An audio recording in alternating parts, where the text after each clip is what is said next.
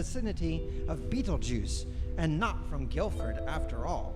So, when against all conceivable probability, they were suddenly rescued from certain death in deep space by a stolen starship manned by two people, one of whom is Ford's semi-brother, the infamous Zaphod Beeblebrox, and the other of whom is Trisha McMillian, a rather nicely descended ape person that Arthur once met at a party in Islington, it could only be because the ship was powered by the new infinite improbability drive, which of course it was. Slowly, majestically, this mighty starship begins its long descent toward the surface of the ancient planet, which might or might not be Magrathea. Well, even supposing it is, which it isn't, what do you want with it anyway? I mean, I take it you're not here for the sheer industrial archaeology of it all. I mean, what is it that you're after? Well, partly it's the curiosity, partly a sense of adventure, but mostly I think it's the fame and the money. It's just a dead planet. The suspense is killing me. Stress and nervous tension are now serious social problems in all parts of the galaxy, and it is in order that this situation should not be exacerbated in any way at all that the following facts will now be revealed in advance. The planet in question is, in fact, Magrathea. The deadly nuclear missile attack, shortly to be launched by an ancient automatic defense system, will merely result in the bruising of somebody's upper arm and the untimely creation and sudden demise of a bowl of petunias and an innocent sperm whale. In order that some sense of mystery should still be preserved, no revelation will yet be made concerning whose upper arm had been bruised.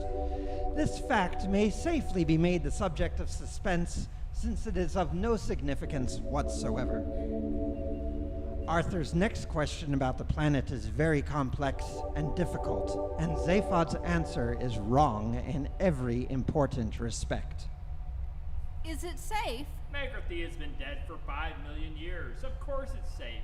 Even the ghosts will have settled down and raised families by now. Greetings to you. What's that? Computer! Hi there. What is it? Oh, just some 5 million-year-old tape recording that's being broadcast at us. This is a recorded announcement, as I'm afraid we're all out at the moment. The Commercial Council of Magrathea thanks you for your esteemed visit. A voice from ancient Magrathea. Okay. But regrets that the entire planet is temporarily closed for business. Thank you. If you would like to leave your name and a planet where you can be contacted, kindly speak when you hear the tone. They want to get rid of us. What do we do? It's just a recording. Keep going. Got that, computer? I got it.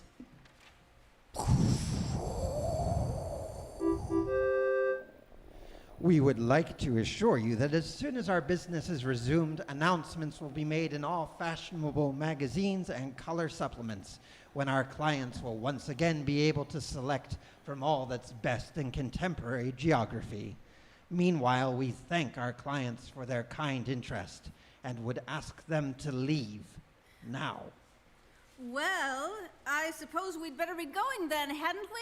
Shh. There's absolutely nothing to be worried about. Then why is everyone so tense? They're just interested. We keep going.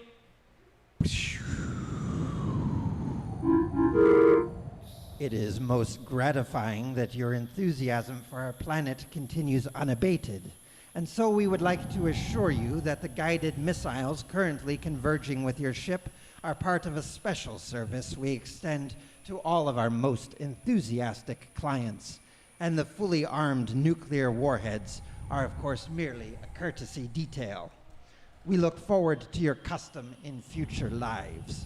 Thank you. Listen, if that's their sales pitch, what must it be like in the complaints department? Hey, this is terrific. It means we really must be onto something if they're trying to kill us. Terrific. You mean there is someone down there after all? No, the whole defense system must be automatic. But the question is, why would they be trying to kill us? What are we going to do? Keep cool. Is that all? No, we're also going to take evasive action. Computer!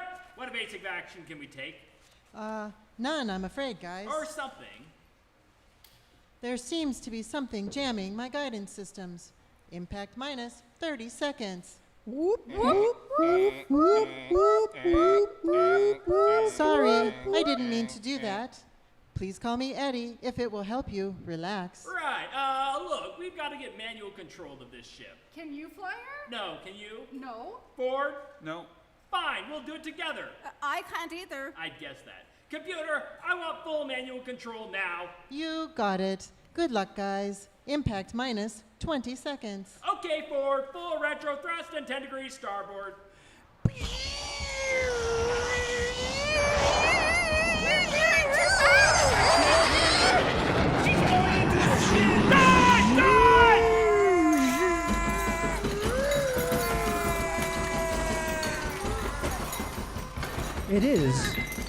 It is of course more or less at this point that one of our heroes sustains a slight bruise to the upper arm. This should be emphasized because, as has already been revealed, they escape otherwise completely unharmed, and the deadly nuclear missiles do not eventually hit the ship. Our hero's safety is absolutely assured. Impact minus 15 seconds, guys.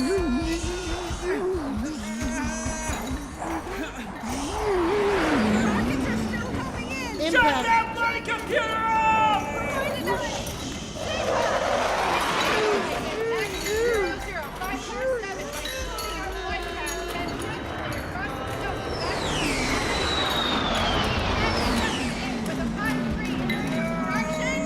What? Yes, I expect so. Just do it. Here we go! Hey, where'd you learn a stunt like that, Trillian? Going on right first runner on a moped. It's just another Earth Tell me reference. later. It's no good. The missiles are swinging round after us and getting fast. We are quite definitely going to die. Impact minus 5 seconds. Why doesn't anyone turn on this improbability drive thing? Don't be silly, you can't do that. Why not? There's nothing to lose at this stage. Does anyone know why Arthur can't turn on the improbability drive? Impact minus 1 second. It's been great knowing you guys. God bless. I said, does anyone know?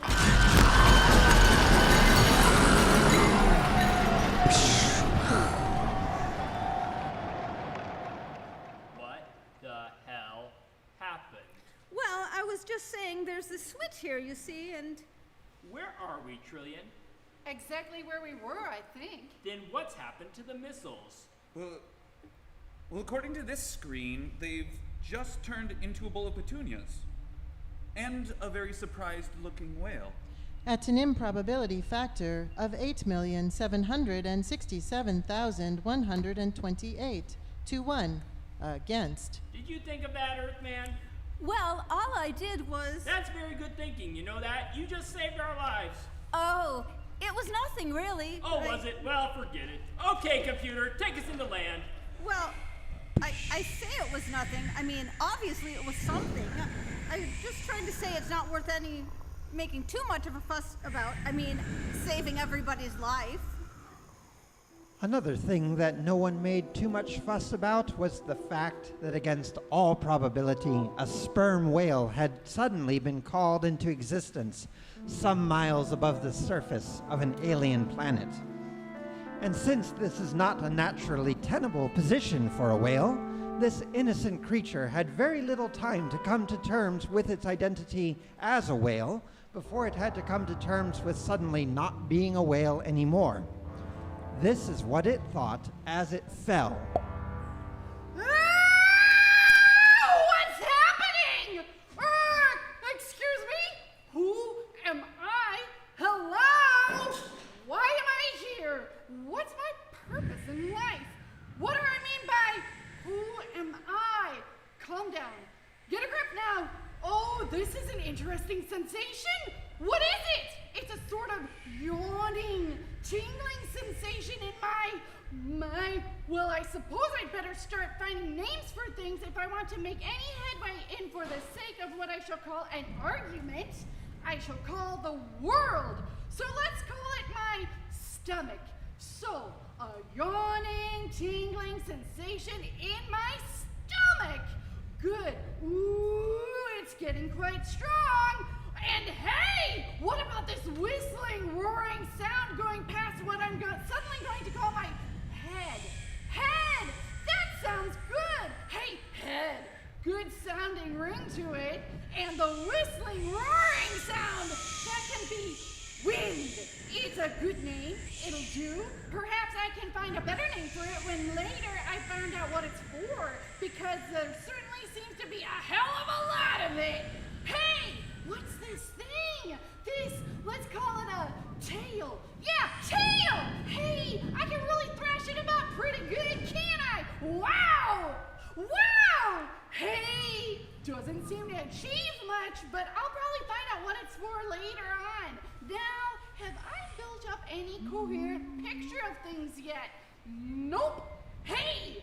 This is really exciting! So much to find out about, so much to look forward to! I'm quite dizzy with anticipation! Or is it the wind? Hey, there really is a lot of that now, isn't there? And wow! What's this thing suddenly coming towards me very fast? Very, very fast! So big and flat and wide! It needs a big, wide sounding word like ground! That's it, ground! I wonder if it'll be friends with me! Curiously enough, the only thing that went through the mind of the bowl of petunias as it fell was, oh no, not again. Many people have speculated that if we knew exactly why the bowl of petunias had thought that, we would know a lot more about the nature of the universe than we do now. Meanwhile, the starship has landed on the surface of Magrathea, and Trillian is about to make one of the most important statements of her life. Its importance is not immediately recognized by her companions. Hey, my white mice have escaped. Nuts to your white mice. It is possible that Trillian's observation would have commanded greater attention had it generally been realized that human beings were only the third most intelligent life forms on the planet Earth, instead of, as was generally thought by most independent observers, the second. Okay, run atmospheric checks on the planets. Are we taking this robot? Atmospheric pressure. Oh, Marvin the paranoid android. Yeah, we'll take him. What are you supposed to do with a manically depressed robot? Gravitation. What are you supposed to do? You are depressed robot. No, try and answer that. I'm 50,000 times more intelligent than you, and even I don't know the answer. Gives me a headache just trying to think down to you. Well, what's the result? It's okay, but it smells a bit. Okay, everybody, let's go. Good afternoon, boys. What's that? Oh, that's the computer. I discovered it had an emergency backup personality, which I thought might be marginally preferable. Now, this is going to be your first day on a strange planet, so I want you all wrapped up snug and warm, and no playing with any naughty bug-eyed monsters. I'm sorry, I think we'd be better off with a slide rule. Right, who said that? Will you open up the exit hatch, please, computer? Not until whoever said that owns up. Oh, God. Come on. Computer? I'm waiting. I can wait all day if necessary. Computer, if you don't open that exit hatch this moment, I shall go straight to your major databanks with a very large axe and give you a reprogramming you'll never forget. Is that clear? I can see this relationship is something we're all going to have to work at. Thank you. Let's go. It'll all end in tears. I know it. Zaphod, are you sure you know what you're doing? We've been attacked once already, you know? Look, I promise you, the live population of this planet is nil plus the four of us. And 2 white mice. And 2 white mice, if you insist. Come on. Let's get go. If we're gonna go, let's go. Hey, Earthman. Arthur. Could you sort of keep the robot with you and guard? Good lad. Okay, here we go. Well, I hope you all have a really miserable time. Go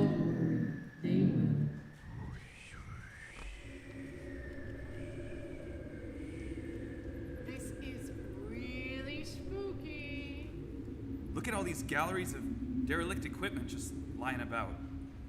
Does anyone know what happened to this place in the end? Why did the Magrathians die out? Something to do, I suppose. I wish I had 2 heads like yours, Zaphod. I could have hours of fun just banging them against the wall. Shine the torch over here. Where? Here? Well, we aren't the first beings to go down this corridor in 5 million years, then. What do you mean? Look, fresh mouse droppings. Oh, you're bloody mice. What's that light down the corridor? It's just torch reflection. There's definitely something down there. No. Listen.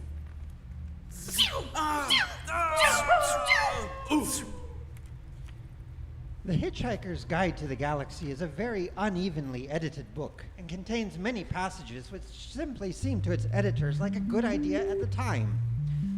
One of these supposedly relates the experiences of one Vit Vujigig, a quiet young student at the University of McMillian, who pursued a brilliant academic career studying ancient philology, transformational ethics, and the wave harmonic theory of historical perception.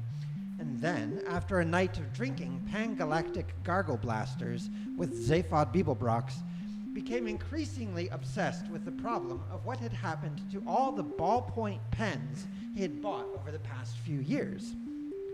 There followed a long period of painstaking research during which he visited all the major centers of ballpoint pen loss throughout the galaxy and eventually came up with a rather quaint little theory which quite caught the public imagination at the time. Somewhere in the cosmos, he said, along with all the planets inhabited by humanoids, reptiloids, fishoids, walking treoids, and superintelligent shades of the color blue, there was also a planet given over entirely to ballpoint pen life forms. And it was to this planet that unattended ballpoint pens would make their way, slipping quietly through wormholes in space to a world where they knew they could enjoy a uniquely ballpoint pen-oriented lifestyle, responding to highly ballpoint pen-oriented stimuli, in fact, leading the ballpoint pen equivalent of the good life. And as theories go, this was all very fine and pleasant until Vit Vujigig suddenly claimed to have found this planet and to have worked there for a while, driving a limousine for a family of cheap green retractables. Whereupon he was taken away, locked up, wrote a book, and was finally sent into tax exile, which is the usual fate reserved for those who are determined to make a fool of themselves in public. When one day an expedition was sent to the spatial coordinates that Vujigig had claimed for this planet, they discovered only a small asteroid inhabited by a solitary old man who claimed repeatedly that nothing was true, though he was later discovered to be lying. Meanwhile, on the surface of Magrathea, 2 suns have just set. Night's falling. Look, Robot, the stars are coming out. I know. Wretched, isn't it?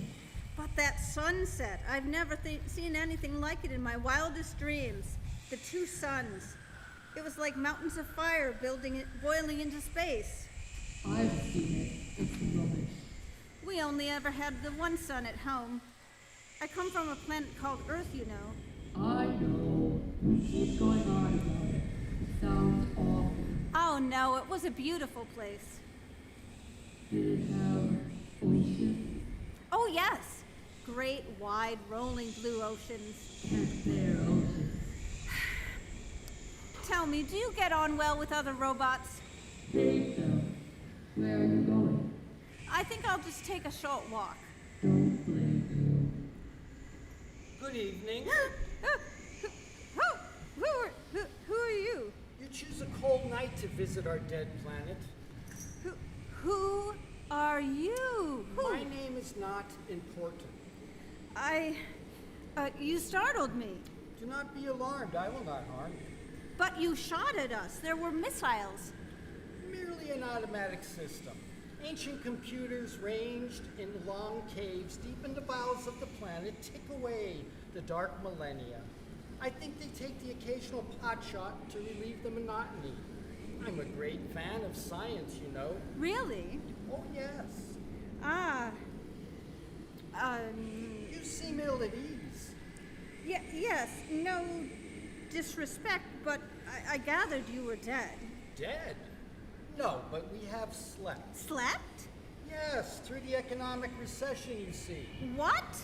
Well, 5 million years ago, the galactic economy collapsed. And seeing that custom-built planets are something of a luxury commodity, you see. You know we build planets, do you? Well, yes, I'd sort of gathered. A fascinating trade. Doing the coastlines was always my favorite. Used to have endless fun dealing all the little fiddly bits and fjords. So anyway, the recession came, so we decided to sleep through it. We just programmed the computers to revive us when it was all over. They were index linked to the galactic stock market prices, you see, so that we'd be revived when everybody else had rebuilt the economy enough to be able to afford our rather expensive services again. Good God, that's a pretty unpleasant way to behave, isn't it? Is it? I'm sorry. I'm a bit out of touch. You must come with me. Great things are afoot. You must come now, or you will be late. Late? What for? What is your name, human? Dent. Arthur Dent. Late, as in the late Dent Arthur Dent. It's sort of a threat, you see. Never been very good at them myself, but I'm told they can be terribly effective. All right, where do we go? In my air car. We're going deep into the bowels of the planet, where even now our race is being revived from its 5 million year slumber. Magarathea awakes.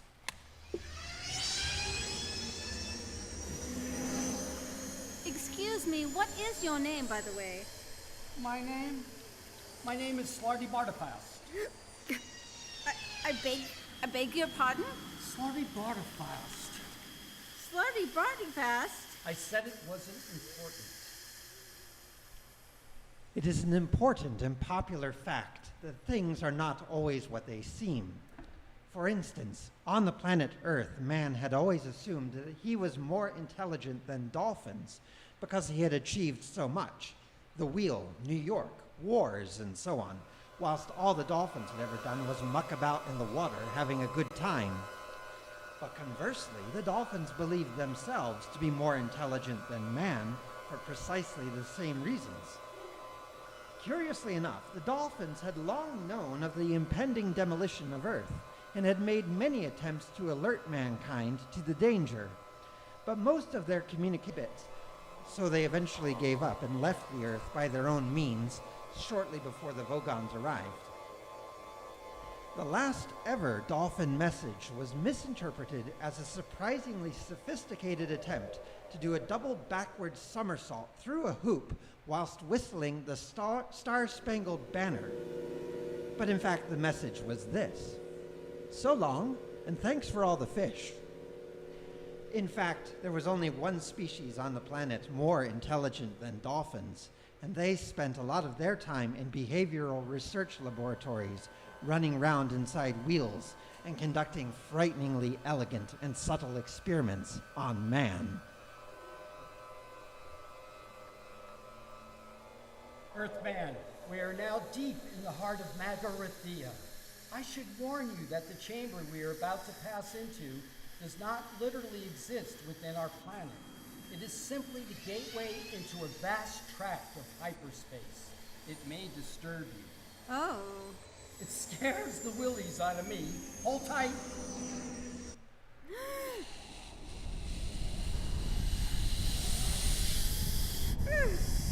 Welcome to our factory floor. Ah, the light! This is where we make most of our planets, you see. Does that mean you're starting it all up again now? No, for heaven's sake. The galaxy isn't nearly rich enough to support us yet. No, we've been awakened to perform just one extraordinary commission. It may interest you. There, in the distance, in front of us. Oh, no. You see? The Earth. Well, the Earth Mark II, in fact. It seems that the first one was demolished 5 minutes too early, and the most vital experiment was destroyed. There's been a terrible hoo-ha, and so we're going to make a copy from our original blueprints. Are you saying that you originally made the Earth? Oh, yes. Did you ever go to a place, I think it's called Norway? What?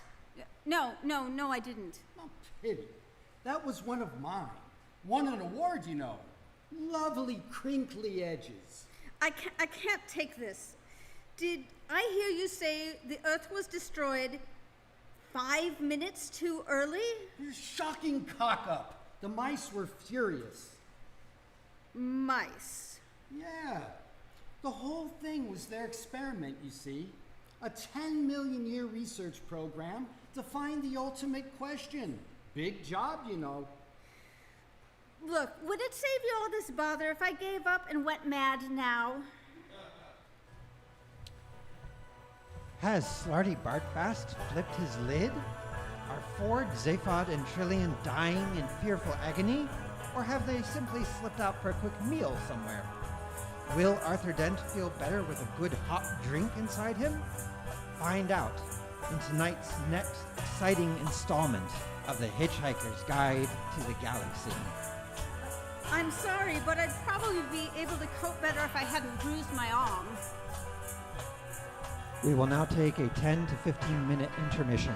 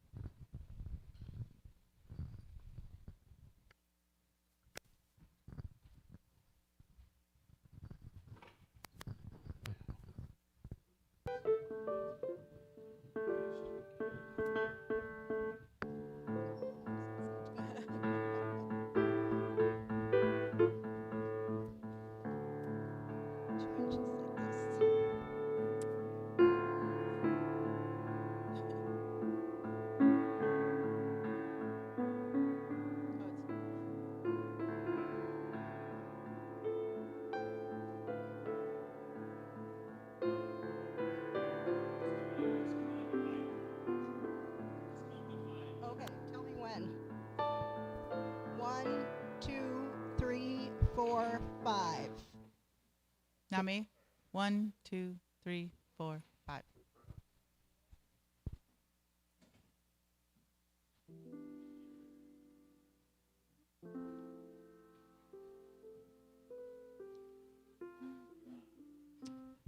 Hi.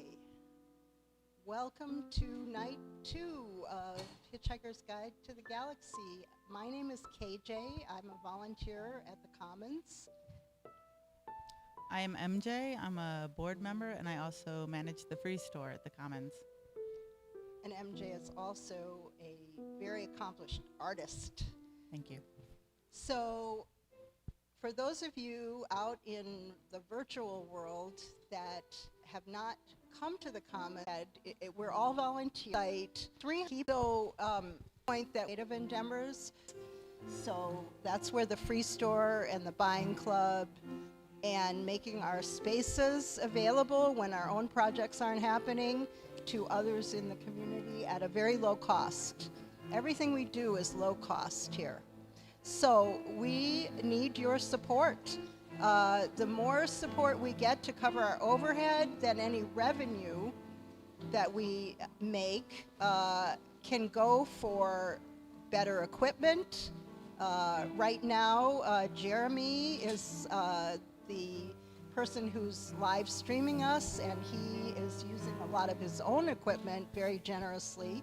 But it would be great to have equipment that's here all the time that others could use. And there are many needs. This is a 150-year-old building, and it needs a lot of work. A lot of work has already been done, but there's 10 years worth of work. So the more we have our overhead covered, then any revenue can go towards capital improvements and equipment. So we're just asking for $5 a month, or you can pay $60 a year. You become a member. We're working on developing some discounts for members, and you can go to our website, www.thecommonsviroqua.org/donate, and you'll find information about all the different ways you can pay.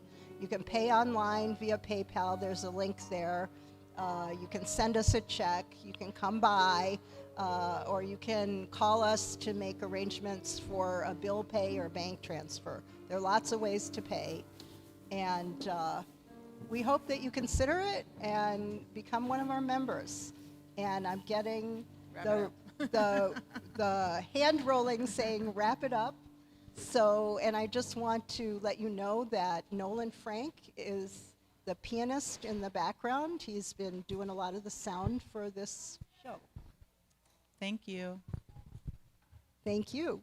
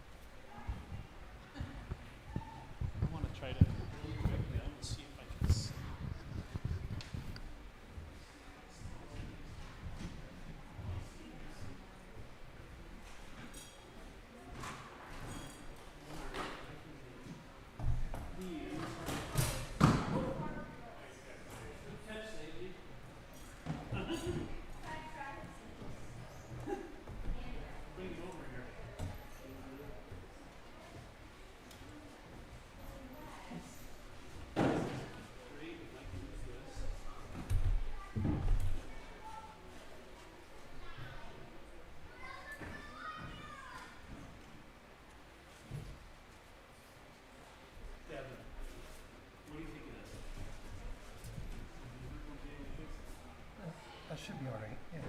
Is it better, you think, or is it? It's not better, but it's not worse. It's not, yeah, it's about the same. I mean, I can crank it up. Wow. You get a lot of.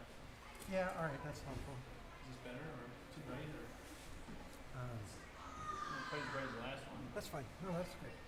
That's good. I want to try to do it with both of them if possible. If we get them out of there. So these things are killing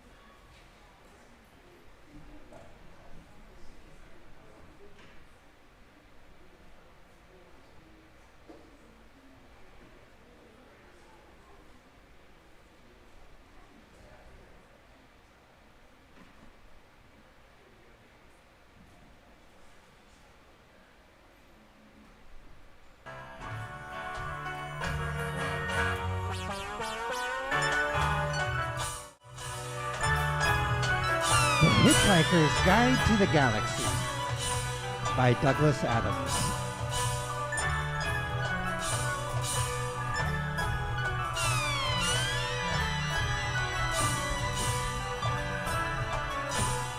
Primary phase.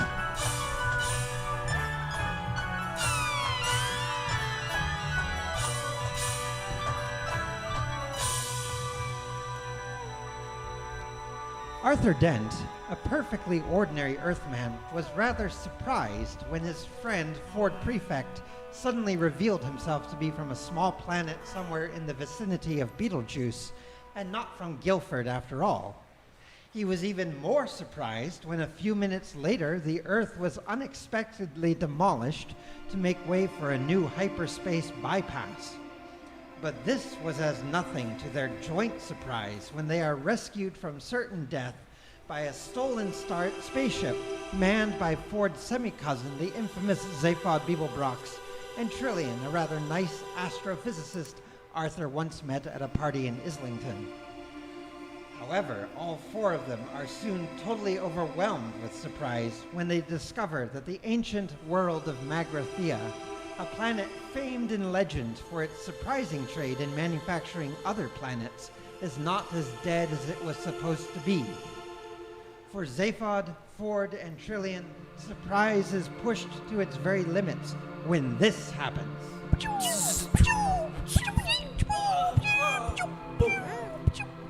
And when Arthur Dent encounters Slarty Bartfast, the Magrathean coastline designer who won an award for his work on Norway, and learns that the whole history of mankind was run for the benefit of a few white mice anyway, surprise is no longer adequate, and he is forced to resort to astonishment. Mice? What do you mean, mice? I think we must be talking at cross purposes. Mice to me mean little white furry things with the cheese fixation and women standing screaming on tables in early 60s sitcoms. Earthman, it is sometimes hard to follow your mode of speech. Remember, I have been asleep inside this planet of Magrathea for 5 million years, and know little of these early 60s sitcoms of which you speak. These creatures you call mice, you see, are not quite as they appear. They are merely the protrusions into our dimension of vast hyper-intelligent pan-dimensional beings. The whole business with the cheese and the squeaking is just a front. A front? Oh yes. You see, the mice set up the whole Earth business as an epic experiment in behavioral psychology. A 10 million year program. No, look, you've got it the wrong way around. It was us. We used to do the experiments on them. A 10 million year program in which your planet Earth and its people formed the matrix of an organic computer. I gather that the mice did arrange for you humans to conduct some primitively staged experiments on them just to check how much you'd really learnt. Give you the odd prod in the right direction. You know, the sort of thing, suddenly running down the maze the wrong way, eating the wrong bit of cheese, or unexpectedly dropping dead of Attention, please. Sparty Blarkfest, would Slarty Bartfast and the visiting Earth creature please report immediately to the works reception area? Thank you. However, in the field of management relations, they're absolutely shocking. Really? Yes. Well, you see, every time they give me an order, I just want to jump on a table and scream. I can see that would be a problem. There are, of course, many problems connected with life, of which some of the most popular are: why are people born? Why do they die? And why do they want to spend so much of the intervening time wearing digital watches? Many millions of years ago, a race of hyper-intelligent, pan-dimensional beings got so fed up with all the constant bickering about the meaning of life, which used to interrupt their favorite pastime of Brockian ultra cricket, a curious game which involved suddenly hitting people for no readily apparent reason and running away, that they decided to sit down and solve the problem once and for all.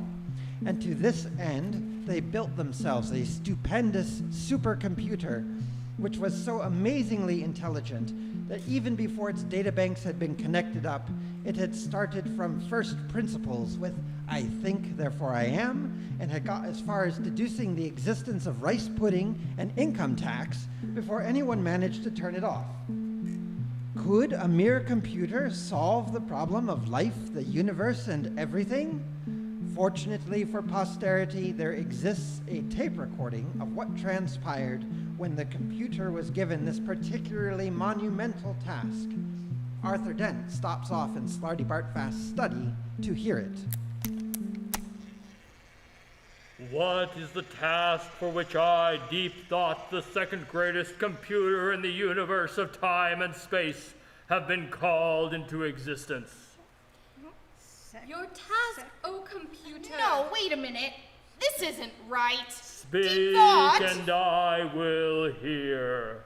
I described myself as the second greatest, and such I am. But is preposterous. Are you not a greater computer than the Milliard Gargantua brain at Maximegalon, which can count all the atoms in a star in a millisecond? The Milliard Gargantua brain, a mere abacus. Mention it not. And are you not a more fiendish disputant than the great hyperlogic omnicognate neutron wrangler, which can... The great hyperlogic omnicognate neutron wrangler can talk 4 legs off an Archeon mega donkey, but only I can persuade it to go for a walk afterwards. Then what is the problem? I speak of none but the computer that is to come after me. Oh, come on! I think this is getting needlessly messianic.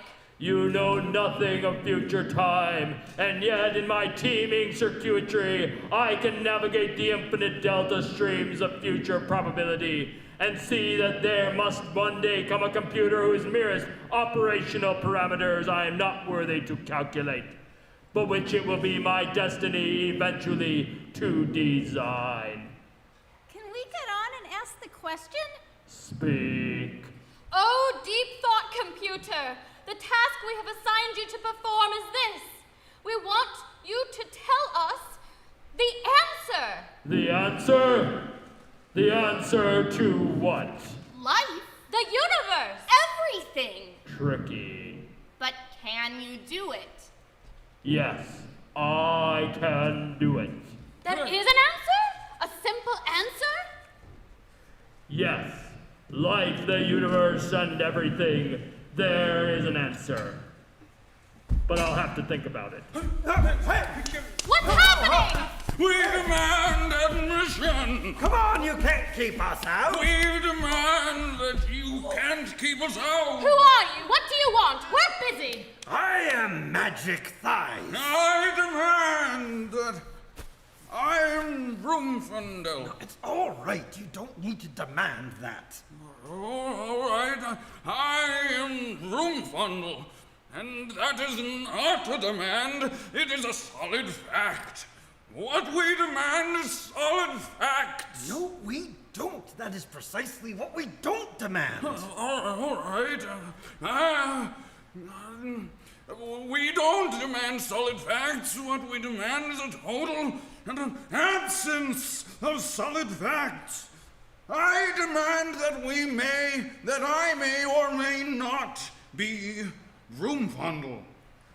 Who are you anyway? We are philosophers. Oh, we may not be. Yes, we are. Oh, sorry. We are quite definitely here as representatives of the amalgamated union of philosophers, sages, luminaries, and other professional thinking persons. And we want this machine off! And we want it off now! What is all this? We demand that you get rid of it! What's the problem? I'll tell you what the problem is, mate. Demarcation, that's the problem. We demand that demarcation may or may not be the problem. You just let the machines get on with the adding up, and we'll take care of the eternal verities. Thank you very much. By law, the quest for the ultimate truth is quite clearly the inalienable prerogative of your working thinkers. Any bloody machine goes and finds the answer to life, there may or may not be a God if this machine comes along next morning and gives you his telephone number. We demand guaranteed, rigidly defined areas of doubt and uncertainty. Might I make an observation at this point? You keep out of this, We demand that the machine not be allowed to think on this problem. If I might make an observation. We'll go on strike. Hey, that's right. You'll have a national philosopher's strike on your hands. Who will that inconvenience? Never mind who it'll inconvenience, you box of blacklegging binary bits. It'll hurt, Buster. It'll hurt. If I might make an observation, all I wanted to, but the program will take me 7.5 million years to run. 7.5 million years? Yes, I said I'd have to think about it, didn't I? And it occurs to me that running a program like this is bound to cause sensational public interest, and so any philosophers who are quick off the mark are going to clean up in the prediction business. Prediction business? Obviously. You just get on the pundit circuit. You'll go on all the chat shows and the color supplements and violently disagree with each other about what answer I'm eventually going to produce. And if you get yourselves clever agents, you'll be on the gravy train for life. Bloody hell. Now that's what I call thinking. Here, Fondle. Why do we never think of things like that? I don't know. Maybe our minds must be too highly trained in magic science.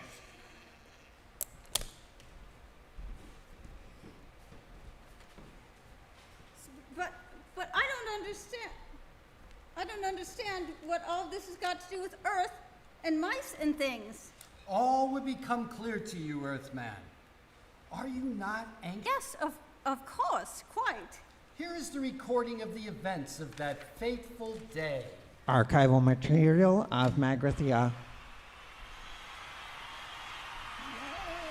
Oh, people who wait in the shadow of deep thought. Honored descendants of Vroomfondel and Magic Thighs, the greatest and most truly interesting pundits the universe has ever known. The time of waiting is over. 7.5 million years our race has waited for this great and hopefully enlightening day. The day of the answer. Never again will we wake up in the morning and think, who am I? What is the purpose in life? Does it really, cosmically speaking, matter if I don't get up and go to work? For today, we will finally learn, once and for all, the plain and simple answer to all these nagging little problems of life, the universe, and everything. From today, we can enjoy our games of Brocchian Ultra Cricket in the firm and comfortable knowledge that the meaning of life is now well and truly sorted out. 75,000 generations ago, our ancestors set this program in motion. An awesome project. Deep thought prepares to speak. Good evening. Good evening. Oh, deep thought. Do you have An answer? For you, yes, I have. There really is one? There really is one. to everything? To the great question of life, the universe, and everything? Yes. And are you ready to give it to us? I am. Now? Now. Wow. Though I don't think you're going to like it. Doesn't matter, we must know it. Now? Yes, now! All right. Well? You're really not going to like it. Tell us! All right. The answer to everything. Yes? Life, the universe, and everything. Yes? Is. Yes? Is. Yes? 42. We're going to get lynched, you know that? It was a tough assignment. 42? I think the problem, such as it was too broadly based. You never actually stated what the question was. But it was the ultimate question. The question of life, the universe, and everything! Exactly. Now you know that the answer to the ultimate question of life, the universe, and everything is 42. All you need to do now is find out what the ultimate question is. All right. Can you please tell us the question? The ultimate question. Yes! Of life, the universe. And everything. And everything. Yes. Tricky. But can you do it? No. Oh, God. But I'll tell you who can. Who? Tell us! I speak of none but the computer that is to come after me. A computer whose merest operational parameters I am not worthy to calculate, and yet I will design it for you. A computer which can calculate the question to the ultimate answer. A computer of such infinite and subtle complexity that organic life itself will form part of its operational matrix. And it shall be called the Earth. Oh, what a dull name.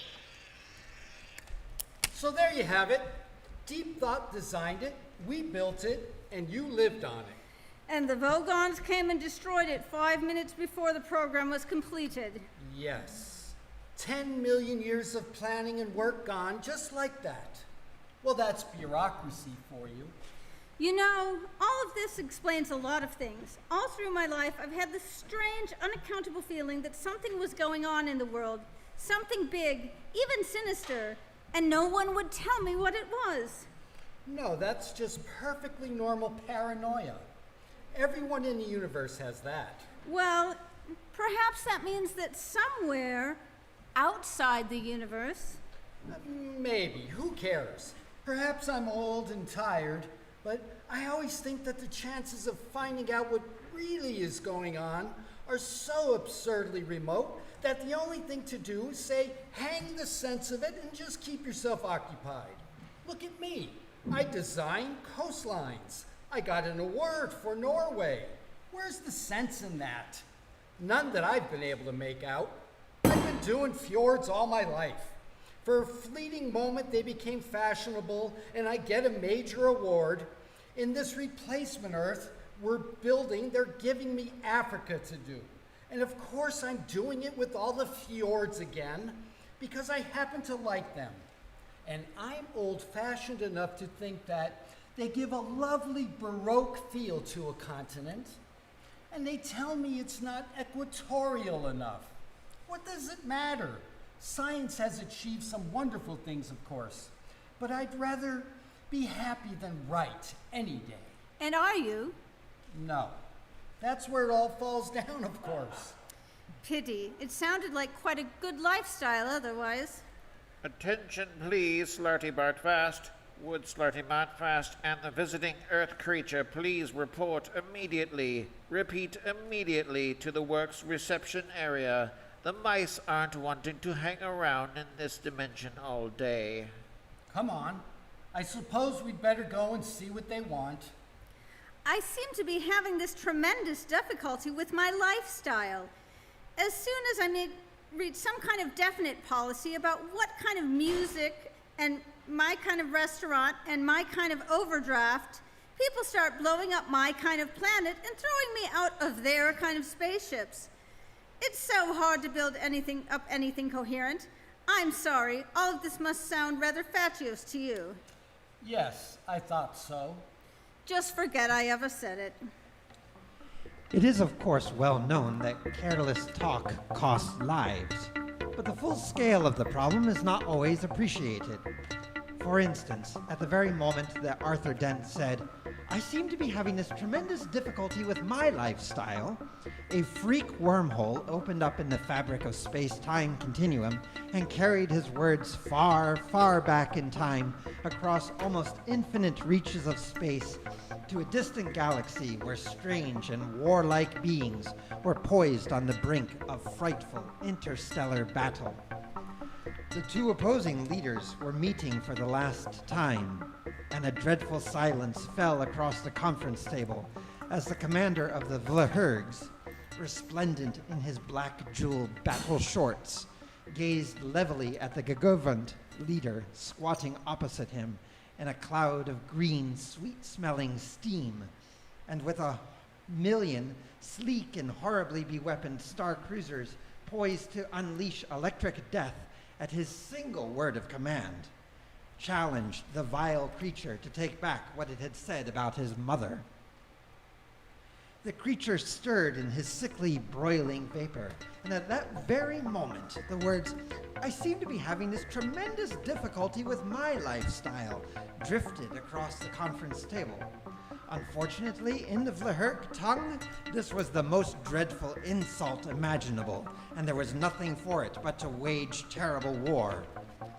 Eventually, of course, after their galaxy had been decimated over a few thousand years, it was realized that the whole thing had been a ghastly mistake, and so the two opposing battle fleets settled their few remaining differences in order to launch a joint attack on our galaxy, now positively identified as, and finally dived screaming onto planet Earth, where, due to a terrible miscalculation of scale, the entire battle fleet was accidentally swallowed by a small dog. Those who study the complex interplay of cause and effect in the history of the universe say that this sort of thing is going on all the time, but are powerless to prevent it. It's just life, they say. Meanwhile, Arthur Dent is about to discover the answer to the disturbing question posed in last week's installment. Are his companions, Ford, Zaphod, and Trillian, lying bleeding to death in a subterranean corridor? Or have they merely slipped out for a quick meal somewhere? Arthur, you're safe! Am I? Oh, good. Hi, Arthur. Come and join us. Ford, Trillian, Zaphod, what happened to you? Well, our hosts here attacked us with a fantastic dismodulating anti-phase stun ray and then invited us to this amazingly keen meal by way of making it up to us. Hosts? What hosts? I can't see any hosts. Welcome to lunch, Earth creature. What? Who said that? Ugh, there's a mouse on the table. Oh, haven't you found out yet, Arthur? What? Oh, I see. Yes. Yes, I just wasn't quite prepared for the full reality of it. Arthur, let me introduce you. This is Benji Mouse. Hi! And this is Frankie Mouse. Nice to meet you. It seems they control quite a large section of the universe in our dimension. But aren't they... Yes, they are mice I took with me from the Earth. It seems our whole journey has been stage managed from the beginning. Excuse me. Yes, thank you. Slarty Bartfast, you may go. What? Oh, very well. Thank you, sir. I'll just go and get on with some of my fjords then. In fact, that won't be necessary. We won't be requiring the new Earth after all. We've had this rather interesting proposition put to us. What? You can't mean that. I've got 1,000 glaciers poised and ready to roll over Africa. Well, perhaps you can take a quick skiing holiday before you dismantle them. Skiing holiday? Those glaciers are works of art. Elegantly sculptured contours, soaring pinnacles of ice, deep, majestic ravines. It would be sacrilege to go skiing on high art. Thank you, Slarty Bartfast. That will be all. Yes, sir. Thank you very much, sir. Well, goodbye, Earthman. Hope the lifestyle comes together. Goodbye, then. Sorry about the fjords. To business. Now, Earth creature, we have, as you know, been more or less running your planet for the last 10 million years in order to find this wretched thing called the ultimate question. Why? No, we already thought of that one, but it doesn't fit the answer. Why? 42. You see, it doesn't work. No, I mean, why have you been doing it? Well, eventually just habit, I think, to be brutally honest. And this is more or less the point. We're sick to the teeth of the whole thing, and the prospect of doing it all over again on account of those minute-ridden bogons, quite frankly, gives me the screaming heebie-jeebies. You know what I mean? We've been offered quite enormously fat contract to do the 5D TV chat show and lecture circuit, and I'm very inclined to take it. I would, wouldn't you, Ford? Yo, yeah, I'd jump at it like a shot. But that's exactly the attitude those philosophers took. Does no one in this galaxy do anything other than appear on chat shows? The point is this. We are in a position to give you a very important commission. We still want to find the ultimate question because it gives us a lot of bargaining muscle with the 5D TV companies. So it's worth a lot of money. I mean, quite clearly, if we're sitting there looking very relaxed in the studio, mentioning that we happen to know the answer to life, the universe, and everything, and eventually have to admit that it's 42, then I think the show is probably quite short. Yes, but doesn't that mean... That's me. Is it? Your agent has suggested that both you and Earth Girl, as last-generation products of the computer matrix, are probably in an ideal position to find the question for us, and find it quickly. Go out and find it for us, and we'll make you a reasonably rich man. We're holding out for extremely rich. All right, extremely rich. You drive a hard bargain, Beeblebrox. Boop, boop, boop, boop, boop, boop, boop, boop, boop, boop, boop, boop. Emergency! Emergency! Hostile ship has landed on planet. Intruders now within works reception area. Defense stations! Defense stations! Hell's bells, what is it now? Zaphod, are you thinking what I'm thinking? Police! Hell and bats do. We've got to get out. Police! Yeah, it's this wretched spacecraft we've stolen. I left them a note explaining how they could make a profit on the insurance claim, but it doesn't seem to have worked. Come on then, let's move! Eggman, find the question! How? That doesn't work either. Sorry. We'll find it! Come on, get out of here! Thanks for the meal, guys! Sorry we gotta rush!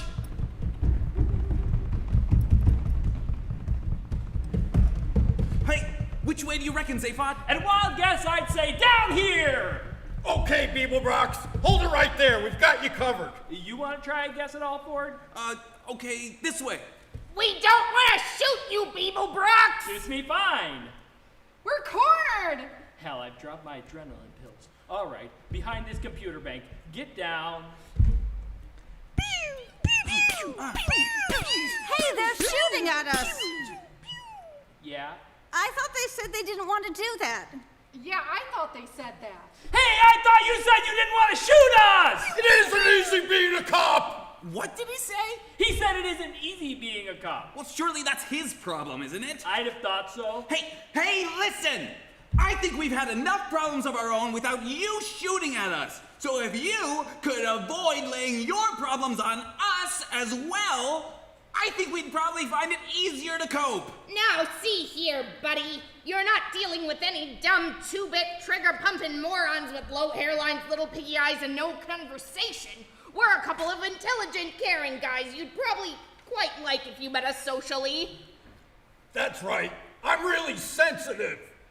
I don't go around gratuitously shooting people and then bragging about it in seedy Space Rangers bars. I go around gratuitously shooting people and then agonize about it afterwards to my girlfriend. And I write novels. Yeah, he writes them in crayon. Though I haven't had any of them published yet, so I'd better warn you, I'm in a mean mood. Who are these guys? I think I preferred it when they were shooting. So are you gonna come quietly, or are you gonna let us blast you out? Which would you rather?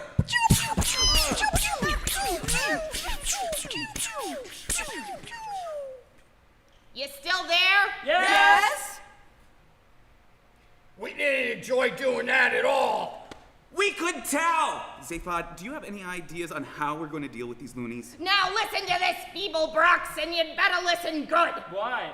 Because it's going to be very intelligent and quite interesting and humane. Okay, fire away. No! I didn't mean that! Sorry, misunderstanding there. Nice one, Zaphod. Beeblebrox, either you all give yourselves up now and let us beat you up a bit, though not very much, of course, because we are firmly opposed to needless violence, or we blow up this entire planet and possibly one or two others we noticed on our way here. But that's crazy! You wouldn't blow up this entire planet just to get a bloody spaceship back! Yes, we would. I think we would, wouldn't we? Oh, yeah, we'd have to. No question. But why? Tell her. Because there are some things you've got to do, even if you're an enlightened liberal cop who knows all about sensitivity and everything. I just don't believe these guys. Shall we shoot him again for a bit? Yeah, why not? We're not going to be sitting behind this computer bank for much longer, fellas. It's been really nice knowing you. I just wanted to say that. Yeah, it's been really great. It was really nice bumping into you again, Zaphod. Wish I hadn't dropped my adrenaline pill. The computer bank is absorbing a hell of a lot of energy. I think it's gonna blow. It's a shame we never managed to get the work done revising the book. I thought it looked rather promising. Yeah. What book? The Hitchhiker's Guide to the Galaxy. Oh, that thing. Look, I hate to say it, but I think this thing really is going to blow up. Okay!